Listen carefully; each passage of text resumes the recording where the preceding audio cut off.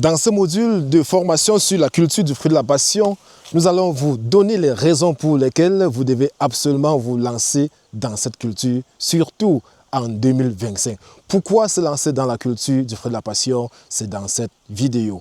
La première raison pour laquelle on doit se lancer dans cette culture pour cette année 2025, c'est tout d'abord sa rareté sur le marché. Oui, c'est sa rareté, je le dis parce que 95% des personnes qui se lancent dans cette activité le font pour des raisons pécuniaires. C'est donc la raison pour laquelle vous devez vous lancer dans la culture du fruit de la passion parce que c'est rare sur le marché, les gars. Surtout en contre-saison, comme c'est le cas maintenant. Bon, c'est ce que beaucoup appellent la contre-saison. Nous sommes par exemple en janvier et si vous partez au marché, vous donnez même 1 million, vous n'allez pas voir 2 kilos du fruit de la passion. Vous n'allez pas voir. J'ai dit au marché. Voilà. Donc nous, lorsqu'on produit, on a des canaux d'écoulement. Quand on produit, ça passe seulement, on ne part pas dans le marché, ici à Tchangpou, la vente. Voilà. Donc la raison pour laquelle vous devez vous lancer, c'est parce que c'est rare. Et lorsque quelque chose est rare, elle est recherchée. Et lorsque quelque chose est recherché, elle a de la valeur. C'est très important. C'est donc pourquoi, avec le fruit de la passion, c'est son pied, notre pied. Lancez-vous parce que c'est rare. Une autre raison, c'est sa rentabilité, les gars. Donc, bien évidemment, la rareté va toujours occasionner la rentabilité. Le fruit de la passion est rare et par conséquent, il est encore plus rentable. Parce que quand c'est rare, c'est donc le producteur qui va fixer ses prix. C'est d'ailleurs ce qui devrait être. C'est donc le producteur qui fixe ses prix, parfois en fonction de ses états, parfois en fonction de son humeur du jour. Il peut se lever un grand matin, là, il dit qu'au lieu de 2500 le kilogramme, je le vends à 4000. Surtout quand il sait que c'est rare et que vous n'allez trouver nulle part. Vous allez le supplier même pour prendre à 3500 francs CFA. Oui, et il pourra donc accepter. Donc, quand c'est rare, c'est rentable et on peut se fixer des objectifs. Du coup, si vous avez un champ, vous pouvez vous décider que désormais, au lieu de vendre mon fruit à tel prix, je vais vendre à tel. Ou bien, désormais, au lieu de récolter 500 fruits par an, je vais récolter 1000 fruits. Ça, c'est aussi un avantage du fruit de la passion. Oui, c'est aussi ça un avantage, la rentabilité. Cette rentabilité est liée au fait qu'on peut se décider de se fixer un objectif sur cette culture et dire que désormais, au lieu, par exemple, de faire des récoltes de 500 fruits, comme je viens de le dire, on peut faire 800 et 1000. Et c'est d'ailleurs un des objectifs que nous sommes en train de nous fixer cette année. On va désormais récolter 1000 fruits. Voilà, minimum 800 et 1000 fruits par an sur un plan. Voilà, pour toujours accroître cette rentabilité-là. Donc, le business du fruit de la passion est un business qui n'a pas de limites. Oui, ça n'a pas de limites. Ni sur le plan du prix de vente, ni sur le plan de la quantité de fruits à récolter dans la plantation. Il faut juste appliquer des itinéraires techniques appropriés pour pouvoir bénéficier de tous ces avantages-là. Et c'est donc cet itinéraire technique que nous allons apprendre dans cette formation. Et c'est au module 5 que nous allons voir cela. Voilà. Donc, un autre avantage, après la rentabilité, bien sûr, c'est tout simplement la flexibilité de la culture. Les gars, c'est très facile, mais vraiment facile de produire le fruit de la passion. Vous ne pouvez même pas imaginer.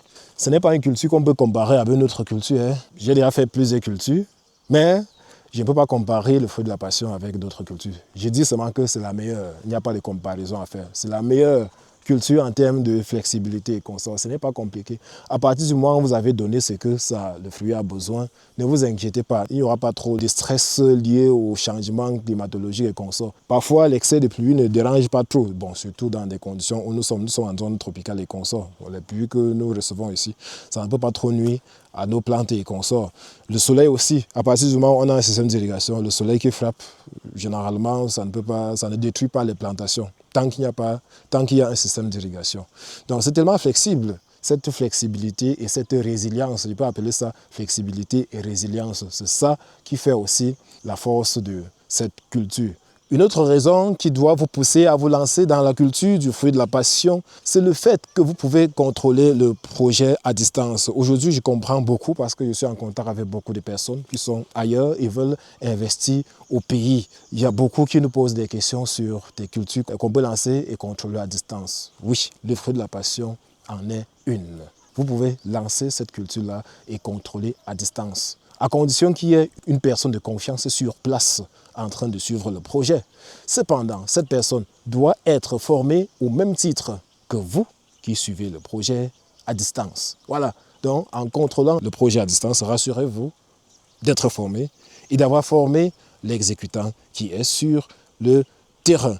Le prochain point, c'est sa rapidité. Voilà, je dirais la rapidité et la continuité de production. Rapidité, pourquoi? Parce que désormais, surtout avec les semences que nous mettons à votre disposition et l'itinéraire technique que vous allez apprendre ici, vous pouvez désormais avoir, après 3 mois de la transplantation, les premiers fleurs, par conséquent, les premiers fruits dans votre plantation. Donc, si vous appliquez textuellement l'itinéraire technique, vous utilisez de la semence de qualité, 3 mois après la transplantation, vous aurez les premières fleurs et donc les premières floraisons. C'est ça qu'on appelle la rapidité de production. Rares sont des cultures qui peuvent se comporter ainsi. J'ai donc intitulé ce point rapidité et continuité parce qu'une fois donc vous êtes entré dans cette phase, si vous gérez bien les choses, vous n'allez plus jamais, je dis bien au grand jamais, manquer de fruits dans votre plantation jusqu'à la fin de son cycle de production. Vous n'allez plus jamais manquer le fruit dans votre plantation. Tous les jours que vous allez arriver, il y aura soit une fleur, soit un fruit vert, soit un fruit mûr. Toujours, soit un bouton floral. C'est ça que j'appelle le bouton floral.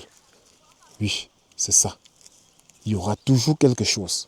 Soit un fruit en train de se former, comme celui-ci. Je ne sais pas si vous êtes en train de voir. Soit un fruit déjà vert, comme celui-là. Déjà vert. Soit un fruit mûr. Bon, déjà là, je ne vois pas de fruits mûrs.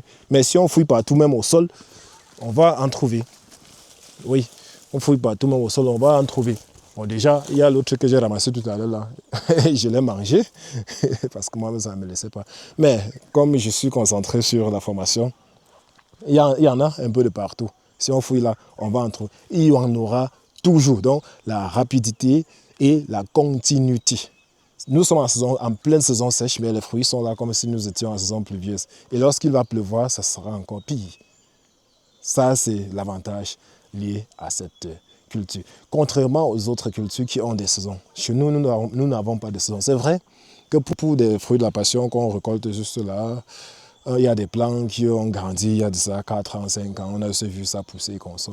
Parfois, il y a des saisons, on vient récolter et après, il n'y en a plus. Mais ceci est cultivé, ça veut dire que l'itinéraire technique est suivi. C'est suivi de telle sorte qu'on ne manque pas de fruits. Voilà. Donc, la récolte peut être pendant toute l'année, 365 jours sur 365. Tous les jours que vous arrivez, vous rentrez avec les fruits. Tous les jours que vous arrivez, vous rentrez avec les fruits. Et je précise que ça, c'est lorsque vous avez lancé vraiment des quantités. Bon, quand il dit quantité, à partir d'une centaine, c'est déjà bon, hein? Oui, à partir d'une centaine, vous pouvez décider, là, vous arrivez au champ, vous rentrez tous les jours avec des fruits. Voilà. Donc, c'était là, ces points-là essentiels sur le pourquoi vous devez vous lancer. Je ne vais pas faire, s'il vous plaît, les détails sur les bienfaits sur la santé parce que c'est énorme. Je n'ai vraiment pas le temps de faire ces détails-là parce que nous connaissons tous les espaces dans les téléphones, les mégas. Nous sommes en Afrique aussi, pour ceux qui suivent la formation en Afrique. Il y a tellement de bienfaits du fruit de la passion sur la santé. Je pourrais chercher ça, mettre sur une feuille PDF, vous envoyer. Ou bien vous-même, vous pouvez taper sur Google. Je suis là pour partager mon expérience sur le terrain. Vous montrer comment vous aussi, vous pouvez faire. Pour les bienfaits, ceci et cela, on quitte de là. Il faut qu'on se concentre beaucoup plus sur mon expérience que j'ai eu à apprendre sur le terrain. Je n'ai pas appris les bienfaits du fruit de la passion sur le terrain. C'est les études que les autres ont faites. Et aujourd'hui, nous, on lit seulement. Voilà, donc, ce fait que je vous donne juste ce que moi, je sais faire.